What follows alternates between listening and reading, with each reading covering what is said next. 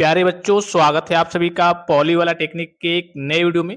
Polytechnic में counselling क्या होता है, काउंसलिंग क्यों होता है, काउंसलिंग कब होता है, काउंसलिंग के थ्रू आपको सरकारी पॉलिटेक्निक कॉलेज में एडमिशन कैसे मिलता है और काउंसलिंग कैसे करें, ये सारी आपको ऑफिशियल तरीके से जानकारी इस वीडियो के माध्यम से मिलने वाली है।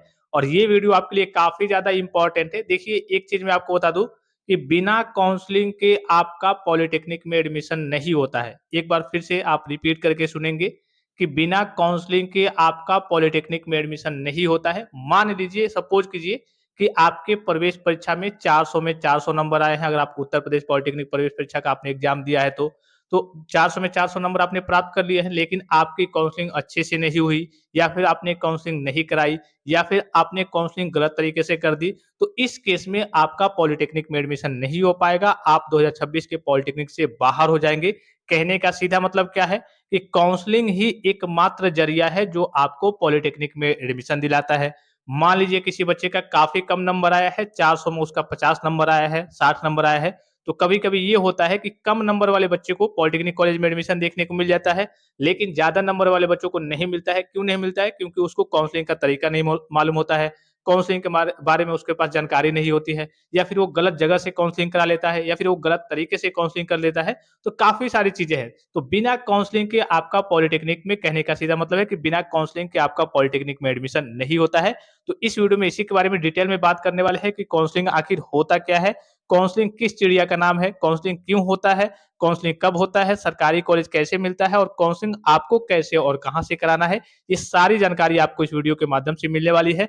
चाहे आप प्राइवेट, बहुत सारे बच्चे सोच रहे होंगे कि हमें तो प्राइवेट कॉलेज में ही एडमिशन लेना है, प्राइवेट कॉलेज से ही पॉलिटेक्निक करना है, तो इस केस में हमें काउंसलिंग की क्या जरूरत है? नहीं।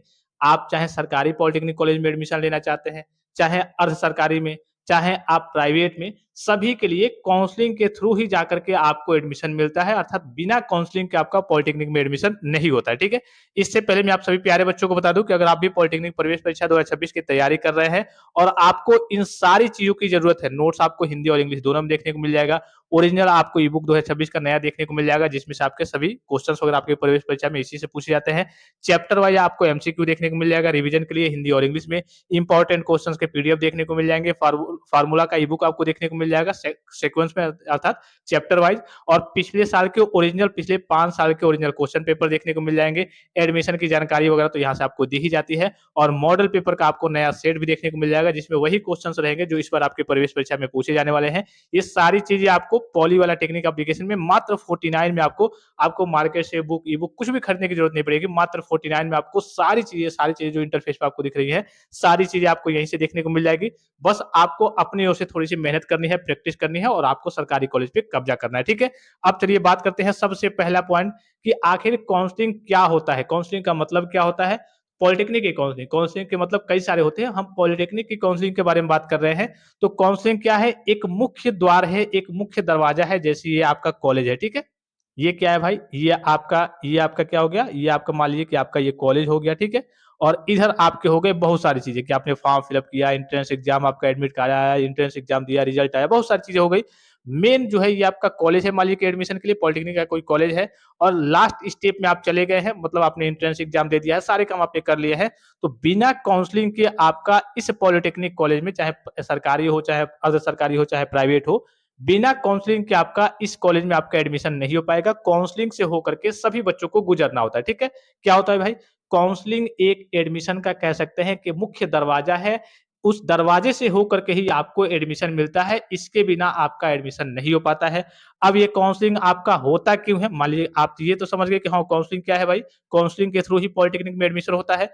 आखिर ये काउंसलिंग कराया क्यों जाता है? क्यों ऐसा नहीं होता है कि हाँ भाई, हम डायरेक्ट जाकर के, हमने प्रवेश परीक्षा दे लिया है, हम डायरेक्ट जाकर के एडमिशन ले सकते हैं? भाई जाहिर सी बात है कि आप जैसे नॉर्मली हाई स्कूल में, या फिर कहिए कि 9th में, 10th में, पहले भी किसी भी क्लास में आप क्या करते हैं, जो भी कॉलेज आपको अच्छा लगता है उसमें जाकर के आप डायरेक्ट एडमिशन ले लेते हैं।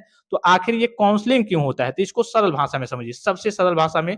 मान लीजिए, सपोज कीजिए कि हर बार आपके 4 से 5 लाख बच्चे क्या करते हैं, फॉर्म को फिलअप करते हैं। और आपकी सरकारी सीटें, जैसे उत्तर प्रदेश पॉलिटेक्निक की हम बात करें, तो सरकारी सीटें आपकी कितनी हैं? आपकी 40,000 के आसपास आपकी सरकारी सीटें हैं। क्या है भाई? 40,000 के आसपास सरकारी सीटें हैं। 4 से 5 लाख बच्चे फॉर्म फिलअप किए हैं। अब सभी बच्चे यही सोचेंगे ना कि हम ये सरकारी पॉलिटेक्निक कॉलेज मिले, उसमें भी अच्छा पॉलिटेक्निक कॉलेज मिले, ठीक है? सब बच्चे यही सोचेंगे। अब मान लीजिए कि इतने बच्चे हैं और इतनी सीटें हैं, तो क्या सभी को मिलना पॉसिबल है? कहेंगे सर नहीं पॉसिबल है। तो इस केस में काउंसलिंग में क्या होता है कि जब आप ऑनलाइन तरीके से काउंसलिंग करते हैं, तो विभाग क्या देखता है, जब काउंसलिंग का डिपार्टमेंट है वो क्या देखता है कि किस बच्चे का रैंक ज़्यादा है, पहले उसको कॉलेज देगा, फिर उसके नीचे वाले को कॉलेज देगा, फिर उसके नीचे वाले को कॉलेज देगा। ऐसे-ऐसे मान लीजिए जैसे 40,000 सीटें फुल हो गई, तो उसके बाद से अब जितने बच्चे बचे रह जाएँगे, 5 लाख मान लीजिए के बच्चे हैं और 40,000 सीटें फुल हो गई, तो अब आपके बचेंगे प्राइवेट की ओर आपको जाना पड़ेगा या फिर अर्ध सरकारी कॉलेज की ओर आपको जाना पड़ेगा, ठीक है? तो कहने का सीधा मतलब क्या है, एक और छोटा-सा एग्ज़ाम्पल ले लीजिए, छोटा-सा एग्ज़ाम्पल, ठीक है? एग्ज़ाम्पल के लिए कि मान लीजिए कि क्या है भाई, मान लीजिए कि 10 बच्चे हैं। 10 बच्चों ने एंट्रेंस एग्ज़ाम दिया हुआ है, प्रवेश परीक्षा कह के दिया हुआ है। 10 बच्चों का रिज़ल्ट आ गया। पूरे मान लीजिए कि उत्तर प्रदेश में मान लीजिए एग्ज़ाम्पल के लिए कि आपकी 5 कह लीजिए कि सरकारी कॉलेज हैं। कितने कॉलेज हैं? 5 सरकारी कॉलेज हैं और 5 में मान लीजिए कि केवल 5 ही आपकी क्या है, सीट है, अर्थात एक कॉलेज में केवल 1 ही सीट है। बच्चे कितने हैं? 10 हैं। तो 10 में से क्या सभी बच्चों को सीट मिल पाएगा? नहीं, केवल 5 बच्चों को ही सीट मिलेगा। अब किन 5 बच्चों को मिलेगा, ये कैसे डिसाइड होगा? ये आपका काउंसलिंग में ही डिसाइड होता है कि हाँ, किन 5 बच्चों को मिलेगा। इसमें देखा जाएगा कि बच्चा किस कास्ट कैटेगरी का है, बच्चे का रैंक क्या है, सबसे पहले आपका रैंक देखा जाता है, फिर आपकी कास्ट कैटेगरी देखी जाती है। अब यहाँ पे कास्ट कैटेगरी को लेकर के लफड़ा क्या है, आपको मालूम है कि कई सारे कास्ट कैटेगरी में जैसे जनरल हो गया, ओबीसी हो गया, एससी-एसटी हो गया, माइनॉरिटी हो गया, तो एससी-एसटी के बच्चों को छूट मिलती है, कुछ रिजर्वेशन की सीटें होती हैं। ओबीसी के भी लगभग 27% के आस-पास रिजर्वेशन की सीटें हैं। मतलब कहने का मतलब क्या है, जैसे 27% आपका ओबीसी की रिजर्वेशन की सीटें हैं, इसका मतलब क्या है, कहीं पे अगर 100 सीट है, तो 100 सीट में 27 सीटों पर केवल ओबीसी के छात्रों का एडमिशन वगैरह हो पाएगा और किसी भी कास्ट कैटेगरी के बच्चों का एडमिशन नहीं होगा हो पाएगा, ठीक है?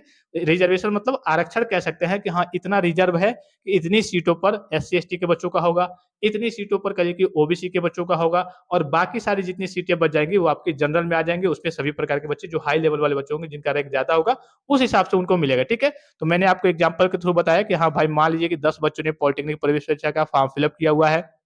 सभी बच्चों को एडमिशन चाहिए। पूरे आपके उत्तर प्रदेश में 5 सरकारी पॉलिटेक्निक कॉलेज हैं, हर एक कॉलेज में 1-1 सीट है, 5 सीटें हैं और बच्चे कितने हैं? 10 हैं। लेकिन मिलेगा तो भाई किसी 5 को, तो उसमें ये सारी चीज़ें देखी जाती हैं काउंसलिंग में कि हाँ, बच्चे का रैंक क्या है। पहले अच्छे बच्चे वालों को जिनका रैंक होगा उनको देखा जाएगा। फिर उसके बाद से उनकी कास्ट कैटेगरी देखी जाती है कि हाँ, रिजर्वेशन के अकॉर्डिंग ये किस कास्ट कैटेगरी का है, ये किस कास्ट कैटेगरी का है, वो देखा जाएगा। आपका जेंडर देखा जाता है, ठीक है? आपका ग्रुप देखा जाता है कि किस ग्रुप से आपने फॉर्म को फिल अप किया है। बहुत सारी चीज़ें देखी जाती है, अभी मैं आपको आगे बता दूँगा, ठीक है? तो कहने का मतलब यहाँ पे आप समझ गए कि हाँ, काउंसलिंग क्या है? एक आपका प्रवेश का मुख्य द्वार है जिससे होकर के आपको गुज़रना ही गुज़रना है। अब काउंसलिंग क्यों होता है? तो इसीलिए होता है कि हाँ, जो टॉप लेवल के बच्चे हैं और उनकी कास्ट कैटेगरी क्या है, उन उसके अकॉर्डिंग कहिए कि इनका वर्गीकरण किया जाए और उस हिसाब से उनको सीट वगैरह दिया जाए कि हाँ, इस कॉलेज में एक कहिए कि इतने रैंक तक के बच्चों का जो टॉप लेवल वाले रैंक वाले बच्चे होंगे, इनका एडमिशन मिलने वाला है। इसमें एससी-एसटी की इतनी रिजर्वेशन की सीटें हैं, ओबीसी की इतनी रिजर्वेशन की सीटें हैं और बाकी सारी सीटें ओपन में अर्थात जनरल में आ जाएँगी। ये आप चीज़ समझ गए कि हाँ, काउंसलिंग भाई आपका क्यों कराया जाता है, तो इसीलिए कराया जाता है, ठीक है? कि हाँ, ज़्यादा बच्चे हैं, कम सीटें हैं, तो किनको-किनको कहाँ-कहाँ पे सीटें मिलेंगी, ये सारी चीज़ें आपकी काउंसलिंग में डिसाइड होती हैं। काउंसलिंग कब होता है, ये थोड़ा-सा समझ लीजिए कि काउंसलिंग आपका आखिर होगा कब? ये तो समझ गए कि काउंसलिंग क्या होता है, काउंसलिंग क्यों होता है, काउंसलिंग होता कब है, तो यहाँ पे मैं आपको दिखा दूँ इसको डायग्राम के माध्यम से। सबसे पहले अभी आपने क्या किया होगा भाई, अभी आपने फॉर्म को फिल अप किया होगा। क्या किया होगा? अभी आपने फॉर्म को फिल अप किया होगा सबसे पहले, ठीक है?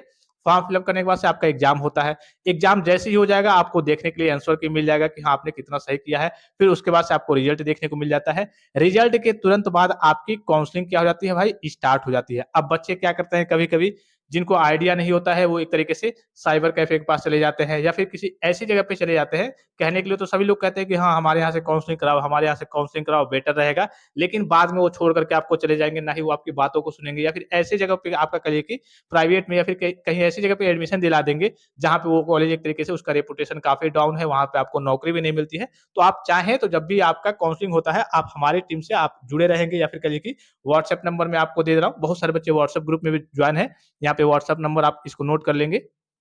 8601290956 ठीक है? ये भी आप नोट डाउन कर लेंगे। जब भी आपको काउंसलिंग कराना हो, यहाँ से आप कॉन्टैक्ट करके पूरी आपकी चीज़ें देखी जाती है कि आपको कौन-सा कॉलेज चाहिए, कौन-सा ब्रांच चाहिए, पहले वो दिलाने की कोशिश की जाती है। अगर मान लीजिए कि आपका काफ़ी रैंक खराब है, अच्छा नहीं, आपका नंबर प्रवेश परीक्षा में आपके अच्छे रैंक नहीं बने हैं, तो इस केस में जो भी कॉलेज आपको मिलने लायक होता है, पूरी कोशिश करके आपको मतलब वो कॉलेज दिलाने की कोशिश की जाती है। तो यहाँ से पिछली बार का आप रिकॉर्ड देखेंगे, जैसे कि आपको इंटरफेस पे दिख भी रहा होगा, हर साल कई हजार बच्चों को कल की सरकारी पॉलिटेक्निक कॉलेज में एडमिशन दिलाया जाता है, जिनका नंबर काफी कम होता है उनको भी, ठीक है। तो लास्ट में बच्चे यही आते हैं, बहुत बहुत सारे बच्चे पिछली बार अलग अलग जगहों से काउंसलिंग कराए थे, लेकिन लास्ट में मेरे पास ये आया कि सर यहाँ से हमने कराया था, एडमिशन नहीं मिल पाया, आप मेरा काउंसलिंग कर दीजिए। फिर उनको काउंसलिंग करके उनका एडमिशन वगैरह दिलाया जाता है, ठीक है। तो यहाँ पे समझ गए, सबसे पहले आप फॉर्म फिलअप करते हैं, एग्जाम देते हैं, आंसर किया जाता है, रिजल्ट आता है, उसके बाद से काउंसलिंग स्टार्ट होती है। काउंसलिंग में आपको कॉलेज को और ब्रांच को सारी चीजों को चुनना होता है कि हाँ, हमें ये कॉलेज चाहिए, ये ब्रांच चाहिए, जितना आप फिल करना चाहते हैं। जैसे मान लीजिए कि आपको लखनऊ चाहिए, कानपुर चाहिए, कानपुर नहीं मिला तो मुझे गाजियाबाद मिल जाए, गाजियाबाद नहीं मिला तो मुझे गोरखपुर मिल जाए, तो लाइन से आपको भरना होता है। तो ये सारे काम काउंसलिंग के जितने काम वगैरह हैं, ये आप हमारे टीम से भी कांटेक्ट करके करा सकते हैं जब भी आपकी काउंसलिंग होती है। अब ये तो काउंसलिंग आपकी लगभग लगभग डेट आएगी तो मैं आपको अनाउंस कर दूंगा, बता दूंगा। फिर चॉइस फिलिंग होगी, उसी में आपका रिजल्ट आएगा कि हाँ, आपको ये कॉलेज और ये ब्रांच मिला है, उसी में सारी चीजें। उसके बाद से फी पेमेंट करना होगा, फी पेमेंट करने के बाद से आपको डॉक्यूमेंट वेरिफिकेशन के लिए जाना होगा। आपके कॉलेज में ही जिले में आप एक सेंटर बनता है, वो मैं आपको आगे अपडेट कर दूंगा। फिर उसके बाद से जाकर के आपका एडमिशन होगा, ठीक है। ये देखिए, सीट अलॉटमेंट डिपेंड्स ऑन कैसे आपका सीट अलॉटमेंट होता है। तो आपका सबसे पहले रैंक देखा जाता है, फिर कास्ट कैटेगरी देखी जाएगी, फिर आपका जेंडर देखा जाएगा। जैसे मेल फीमेल की बात करें तो फीमेल में अर्थात बच्चियों में करिए कि बच्चियों की संख्या कम होती है, तो उनको आसानी से करिए कि कहीं ना कहीं पे एडमिशन वगैरह सरकारी पॉलिटेक्निक कॉलेज में एडमिशन वगैरह देखने को मिल जाता है। फिर आपका ग्रुप देखा जाता है कि ग्रुप ए है, बी है, सी है, ई है, ये सारी चीजें। फिर आपने कौन सा ब्रांच फिलअप किया है, जैसे mechanical, civil, electrical, computer science, IT, इनका स्कोप थोड़ा सा एक तरीके से रेपुटेटेड ब्रांच है, तो सबसे पहले ये ब्रांच भरते हैं। फिर आपका करिए कि कॉलेज देखा जाता है कि हाँ, आप किस कॉलेज के लिए अप्लाई कर रहे हैं। जैसे किसी बच्चे का रैंक बहुत ज्यादा अच्छा नहीं आया, अब वो सोच रहा है कि मुझे गवर्नमेंट पॉलिटेक्निक लखनऊ मिल जाए, कानपुर मिल जाए या फिर गाजियाबाद मिल जाए, तो मुश्किल होता है। तो ये सारी चीजें डिपेंड करती हैं कि हाँ, आपको आपका रैंक क्या है, आपकी कास्ट कैटेगरी क्या है, आपका जेंडर क्या है, ग्रुप क्या है, कौन सा ब्रांच चाहिए, कौन सा कॉलेज चाहिए। तो काउंसलिंग में ये सारी चीजें आपकी देखी जाती है, ठीक है। उसी हिसाब से आपकी रैंक के हिसाब से और आपकी कास्ट कैटेगरी हिसाब से कौन सा कॉलेज आपको चाहिए, कौन सा ब्रांच आपने फिलअप किया है, उस हिसाब से अगर मैच करता है काउंसलिंग में, वो रिकॉर्ड रहता है कि हाँ, इतने तक ये कॉलेज मिल जाता है, तो आपको मिल जाएगा। अगर आपका नंबर काफी खराब है, रैंक काफी खराब है, तो इस केस में आपको वो कॉलेज नहीं मिल पाता है, फिर दूसरे कॉलेज की ओर आपको जाना होता है। तो काउंसलिंग की तो आपको टेंशन ही छोड़ देनी है। क्या करना है भाई, काउंसलिंग की आपको टेंशन ही छोड़ देनी है कि पूरी काउंसलिंग क्या होती है भाई। आपकी पूरी काउंसलिंग जितना काम है, आप हमारी टीम से कांटेक्ट करके भी, व्हाट्सएप नंबर आपको स्क्रीन पे भी दिख रहा होगा, कांटेक्ट करके करा सकते हैं जब भी आपकी काउंसलिंग होती है। आई होप कि आप इन सारी चीजों को डिटेल में समझ गए होंगे, और अब आपको काउंसलिंग से संबंधित कोई वीडियो देखने की जरूरत नहीं है, कोई कुछ बताने की जरूरत नहीं है। अगर आप कहिए कि स्मार्ट है, थोड़े से टैलेंटेड है, फॉर्म अगर आप फिलअप करते हैं, तो आप क्या कर सकते हैं, खुद से भी काउंसलिंग कर सकते हैं। बहुत ज्यादा टफ नहीं होता है, लेकिन हर बार बच्चे, पिछली बार की बात करें, बहुत सारे बच्चे फिलअप कर रहे थे खुद से, गलत तरीके से सबमिट कर देते हैं, गलत तरीके से फॉर्म को फिलअप कर देते हैं, और एक बार आपने गलती की, फिर आपका पूरा लॉक हो जाता है, उसके बाद से आपको मौका नहीं मिलता है। तो इन सारी बातों का आपको विशेष ख्याल रखना है। बाकी अगर और भी आपको कोई जानकारी चाहिए, किसी चीज के बारे में आप पूछना चाहते हैं, तो आप कमेंट बॉक्स में कमेंट करके पूछ सकते हैं। फिलहाल इस वीडियो में इतना ही, इजाजत दीजिए, धन्यवाद, थैंक्स फॉर वॉचिंग, मिलते हैं नेक्स्ट वीडियो में।